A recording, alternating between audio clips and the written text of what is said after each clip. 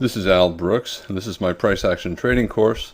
The current module is about actual risk. Remember the trader's equation, and you only take a trade if the probability of success times the reward, your profit target, is greater than the probability of failure times your risk. And you want it to be substantially greater if you possibly can find a trade that would allow you to achieve that goal. If you know the probability and the risk, you can calculate the smallest target needed to have a positive trader's equation. In other words, to have a positive strategy, a successful strategy. You should always assume that the probability is between 40 and 60%. And to have a profitable strategy, when a trade looks good, you assume it's 60% likely of being successful. When that's the case, you need a reward at least as big as the risk to have a profitable strategy. Worst case is the probability is only 40%, and when that's the case, you need a reward at least twice as big as your risk. So if you look at a setup and you say, yeah, it's a setup, but I don't think it's going to work, then you need a reward twice as big as your risk at a minimum to have a positive trader's equation. You can make assumptions about probability. The setup is either clearly good, you look at it and you say, yeah, I think this is a good trade. When that's the case, assume you have a 60% chance of profit. If you look at it instead and say, yeah, I don't know, it might work, I think it's okay, but I'm not sure, then assume probability is 50%. If you look at it and you say, yeah, I don't know, I understand the logic behind the trade, but I think it's probably not all that good, then use 40% for the probability. The initial risk, you make assumptions about risk as well. The initial risk, most of the time, if you're buying, you'll place your protective stop below the signal bar, and that is your risk from one tick above the bar where you entered and one tick below the bar to where your protective stop is. If you're shorting, most of the time you'll use the high of the signal bar as your protective stop, and so your initial risk is 2 ticks greater than the height of the signal bar. Your stop is 1 tick above, you enter 1 tick below. Once the trade starts to go your way, you can adjust your stop and determine what your actual risk was. So after the trade starts to go your way, just count the number of ticks you would have needed for your stop to not have been stopped out. This is your actual risk. So if the market is, if you buy here and the market starts to go up, the lowest point the market went while you were in the trade plus 1 tick is your actual risk. And what's the smallest reward for a good trade? If you know the probability and the risk, you can calculate what that reward has to be. It's the smallest reward needed to have a positive trader's equation. You still have to go for a target that's at least as big as your new smaller risk, no matter how positive no matter how certain you are that the trade will work. You can take profits at your minimum target. When in doubt, you always take profits at 2 times actual risk, and this results in a positive equation. It is also therefore a reasonable minimum reward. So when you're not sure where to take profits, go for 2 times your actual risk. That's a reasonable minimum. You should always go for a target that is at least as big as the new smaller risk, your actual risk. And another rational minimum that you have to consider is maybe 1 point in the E-mini or 10 ticks in a stock. You don't want to go for targets less than that because commissions become a problem, slippage and execution issues become a problem. For example, let's say you went for a 2-tick scalp in the E-mini. If the commission is $5 for a round turn trade, then each winner is $25 minus the $5 commission, so you net $20. Each loser, you lose $25 plus you pay the $5 commission, so it costs you $30. And that's assuming you execute everything perfectly, don't make any mistakes in your decisions, in other words, taking bad trades, and you don't have any slippage. So if you take 10 trades and you win 60% of the time, You'll win $20 60% of the time and have $120 profit. You'll lose 4 trades times $30 and you'll lose $120. So after 10 trades, winning 60% of the time, you won't have any profit. And that's being 60% right. And therefore, if you're going for 2 ticks profit, you have to be right 80 to 90% of the time to make a living. And that's simply unrealistic. You need a positive trader's equation if you're going to make a living doing this. If you're taking a trade where the trader's equation is negative, you will lose money. And your target has to be big enough so that commissions are not too big compared to the profit. In general, you prefer to have commissions be maybe 5% of your profit. So if you're spending $5 round turn in the E-mini, you need to make maybe $100. You can make money on a 1-point profit target if the probability is high enough. Most traders should not be going for 1-point scalps in the E-mini. They should be going for 2-point scalps at a minimum. When 2 times the initial risk is too big, this is common in trading ranges. Then you have to reduce the target to 2 times the actual risk. So instead of using the initial risk, take a look at the actual risk and change your target. And if the probability is high enough, you can even exit at 1 times the actual risk. But for most traders, that I think is unrealistic. I think it's very difficult to make a living doing that unless you're an experienced trader. And even then, you have to make decisions very quickly. And you have to do it day in, day out, year after year. And I think that's beyond what most traders are willing to do. You can do it for short periods of time, but to try to do it for a career, I think it's too much. I think it's too much to expect most people to be willing to do that. Let's go through an example in the E-mini. Okay, at this point in the day, the market's been in a trading range. It tried to get above the high, turned down, went below the low, turned up, went above the high, turned down. It's now below the low and it's trying to turn up. And the move down had a bear bar, dojis, bear bar, bull bar, bear bar, bull bar. So trading range behavior. No series of bear bars. So the market probably will try to turn up here or soon. You see a very good looking bull reversal bar. 3 pushes down, 1, 2, 3, or you could argue it's a high 2. There's a high 1 triggering above this bar, or you could say this is a strong first leg down, and then we have another leg down. It doesn't matter if you call it a high 2, a high 3, it doesn't matter. What you see is a strong bull reversal bar, new low of the day on a trading range day. The decision is whether or not this bull bar is strong enough to reverse this bear breakout bar. You might decide to wait for a second signal, and in fact you would have gotten one here, but at this moment you would not know that. Alternatively, you could simply buy 1 tick above the high of this signal bar and use a wide stop, maybe a measured move down here. And if you did, you would not have been stopped out when the market went below your original signal bar. So at this point, the market goes below your signal bar. Many traders would buy more right here if they were not stopped out. If they were stopped out, they would buy anyway. So this is a fairly high probability buy signal. It's a second reversal from a new low of the day on a trading range day, and both signal bars were strong. So this is, I think, a highly probable trade. So you'd look at it and you say, okay, 60% certain that if we get above this bar, we'll go up at least equal to my risk. But what is your risk? Your initial stop was down here. It's unlikely you're going to get 1 time your initial risk, because that would be way above the high of a quiet trading range day. On the other hand, as this bar is forming, when the market's up here somewhere, you'd say, okay, this is a bull breakout, a good looking entry bar. So I'm not going to use my initial stop down here. I'm going to move my stop up to 1 tick below the low of the second signal bar.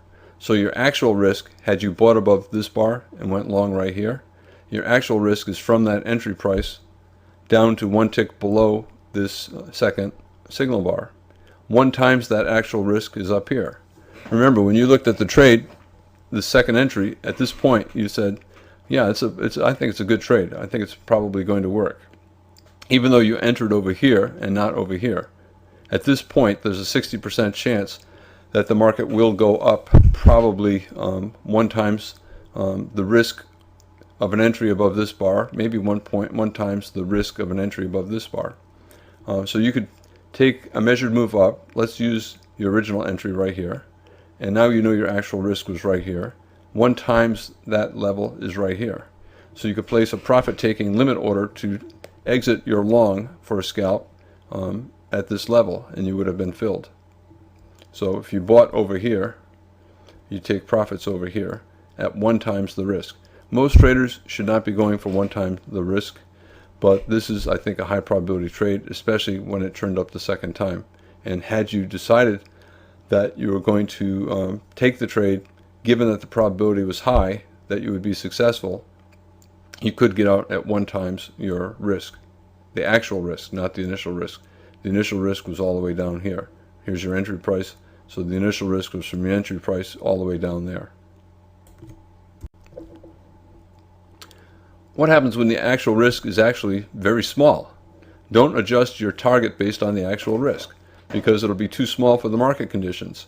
You have to use some other method to determine where you should begin taking partial profits. One is you could go for a partial profit based upon your initial risk. If the probability is high, maybe 1 times the initial risk and start taking profits. If the probability is high and the trade looks really strong, you'll want to exit with more than just 1 times the initial risk, maybe 2 times the initial risk, or maybe exit based upon some support or resistance. If you're shorting and it looks like a very strong setup and the support is way down here, and that's 3 or 4 times your initial risk, that's a reasonable location to take your profit. So you're basing it not on the initial risk, not on the actual risk, you're basing it upon the price action. Here's an example. A very strong bull breakout, a gap up, very strong first bar of the day, very strong second bar of the day, strong bear bar, but we couldn't even trigger a pullback. So we have a strong bull inside bar closing on its high tick.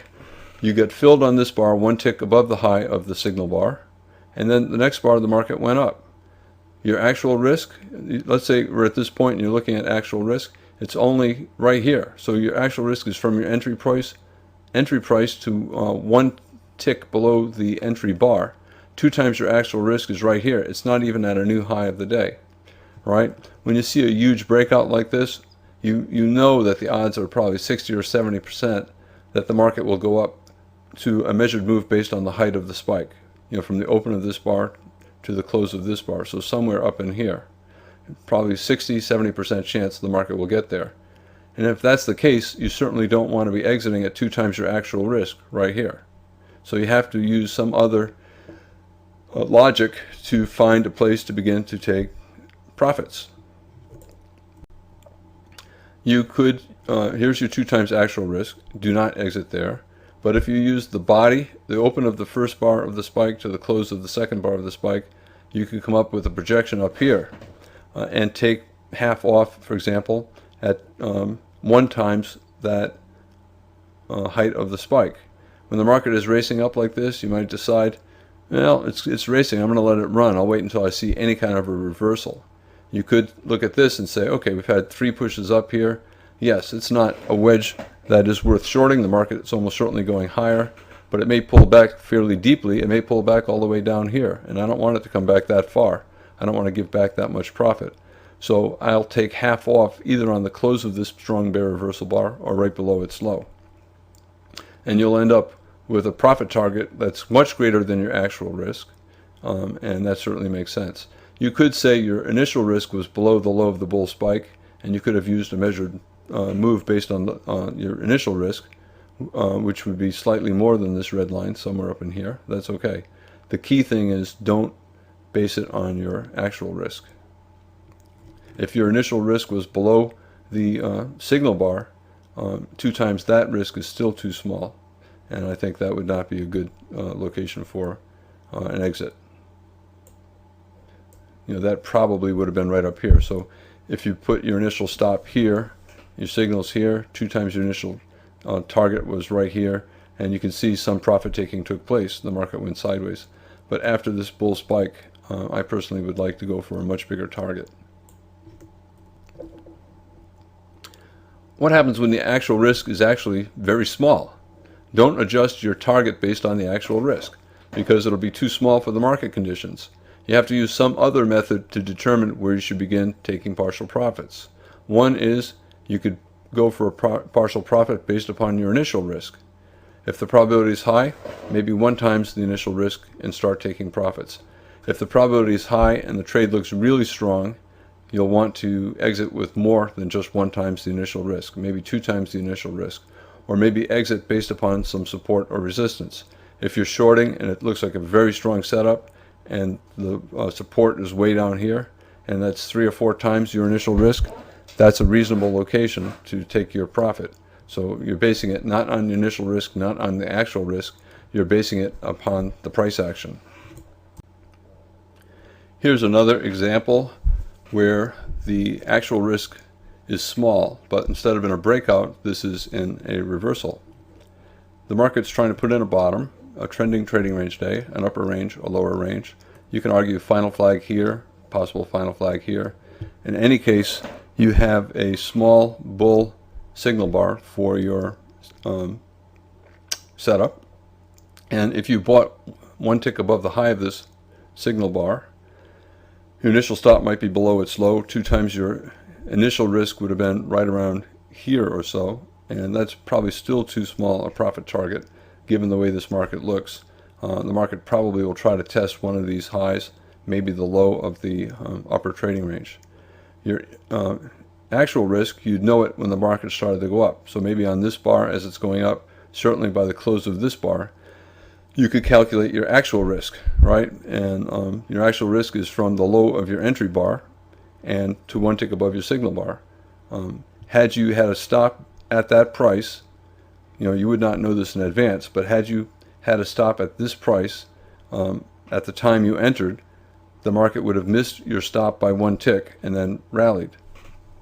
So in hindsight, you'd know that your actual risk was very small right here. And as this bar was forming, if you exited at 2 times your actual risk, you would have gotten out right here. And to me, that's unrealistic given this market, the bars to the left. The market probably is going to rally to the top of this lower range at a minimum, the bottom of the upper range. It may break into the upper range again. So you cannot use your actual risk as the basis for taking partial profits. Even your initial risk, I think, is too small because the signal bar is so tiny. So you should use some other method to determine where you should take profits. One would be to start selling at obvious resistance areas, at these swing highs. You can see some traders did that. That's what caused this tail. So they placed limit orders to sell, maybe at this high and that high. And when the market got there, those bulls took partial profits, maybe half off, and that caused this pullback. Also, they may have taken profits at the moving average or above the moving average, and that could have caused this pullback. So bottom line, when the initial risk or the actual risk are too small, you should not use them to determine where to take profits. Instead of going for 2 times your risk, actual or initial, use something else like resistance above. Sometimes you'll have very strong trends, let's say a strong bull trend, and you'll see a high 1 setup, but there'll be something that's not right about the setup. Maybe there was a 1 bar final flag before. Maybe the signal bar is a small doji bar, and you wonder if the market is starting to form a tight trading range. The same is true in a bear trend. Sometimes you'll see a low 1 in a strong bear trend, and it sometimes doesn't look quite good enough. So in a bull trend, sometimes there's a weak high 1 buy setup, and a strong bear trend, sometimes there's a weak low 1 sell setup. When that's the case, you can sometimes use your actual risk to set a profit target. If the setup is not really clear, set your target at 2 times the actual risk. You remember, you're thinking it's a weak setup and the market might be transitioning into a trading range or a tight trading range. So you're going to be quick to take profits if it does not resume another breakout. Here's an example of a strong bull trend and a strong high 1 buy setup. This is the example I showed a few minutes ago. Extremely strong bull breakout. Here's a high 1 buy. I would not be quick to take profits. I would assume that this is going to run, so I would swing most of that. The market is still breaking out and still very strong, and II, 2 bear bars. But to me, I would not be scalping for 1 point. I would let this go and see where it goes. And even if it pulled back, I would let it pull back and rely on a stop, maybe below this bull bar, the most recent big bull bar, or the most recent higher low, which probably would be that. And I would let that go. Here, it's not nearly as strong. We have a very strong bull spike, but it's the third push up, and we have bars that are getting bigger and suddenly a very big bar. This could be a buy climax and the start of a trading range or a pullback. So this is a weaker high one buy setup. I think you can still buy it, but management is tricky, and I probably would try to go for 2 times actual risk. So actual risk might be 1 tick below the signal bar, 1 tick above, and then 2 times that would be right around here. And it looks like a lot of traders did exactly that.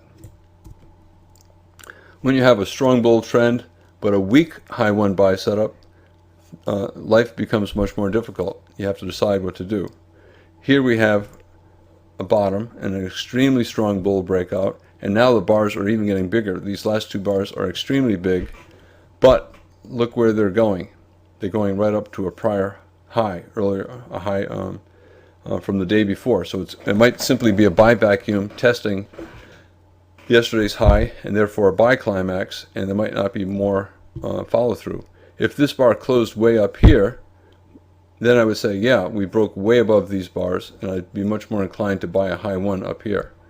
But when the market just races up here and goes a tick or 2 above a resistance level, and then has a tail, and then the next bar is a doji bar, a small doji bar, to me, yes, it's a high one, but it could be simply a buy climax that's testing resistance. This could simply be a buy vacuum getting sucked up to resistance, and then profit takers will come in.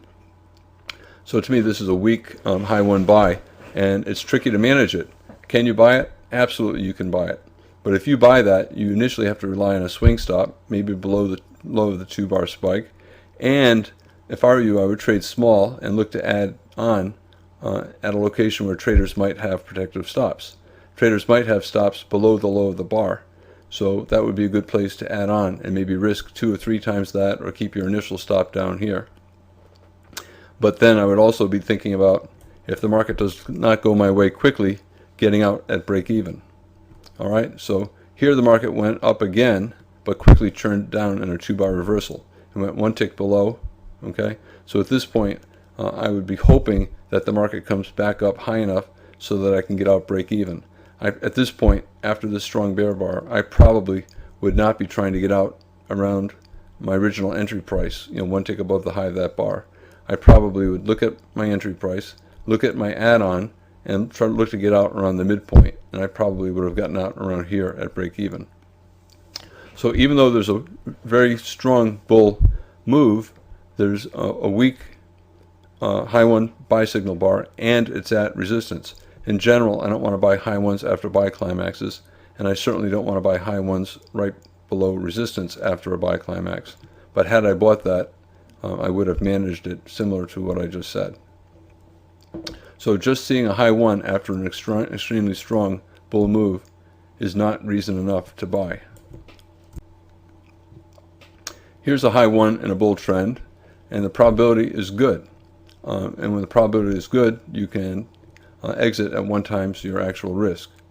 You might call it, if let's say you bought above this bar, right? It's a high one, a bull trend, no obvious resistance to the left. There might be some measured move targets up there, but I don't see any really strong obvious resistance like a trend line or a trend channel line. So to me, that's a reasonable high one buy.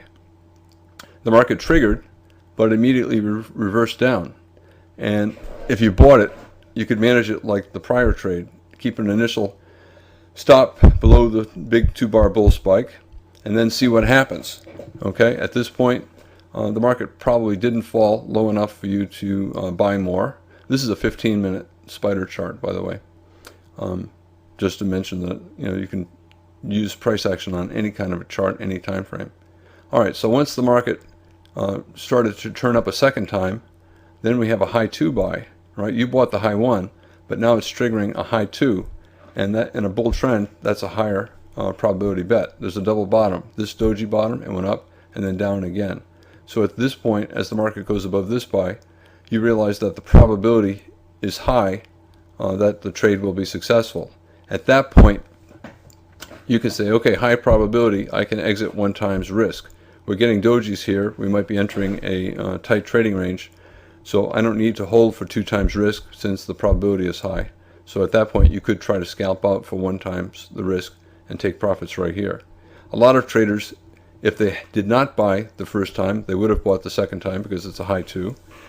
Many traders who bought the high 1, if they see a second signal, they'll buy more. And since the second signal is higher probability, they could exit for a scalp at 1 point. Here's a bear trend, a strong bear trend. You can argue, well, Al, it's really a channel, and therefore it's not a strong bear. At this point, it is a strong bear. We have a breakout, and here's a low 1 short. And it's a pretty good low 1. This is a strong low 1 short. I think that's a very good one to take. However, look at this one right here. Okay? This could be a 1 bar final flag. We have a possible reversal here. And then we have this signal bar here. This very small bar is a signal bar, and it's a doji. So we have a doji here, and small bars here. The market might be evolving into a tight trading range. So to me, that's a weak sell setup. If you took it and you were thinking, okay, it's a bear trend, I'm going to short anything for any reason, you probably would be using a swing stop, which would be maybe up here or maybe even up here. And at the moment you took the trade, your stop is somewhere here or here. And then you have to decide what to do. At some point, you decide in here that, yeah, the trend is resuming.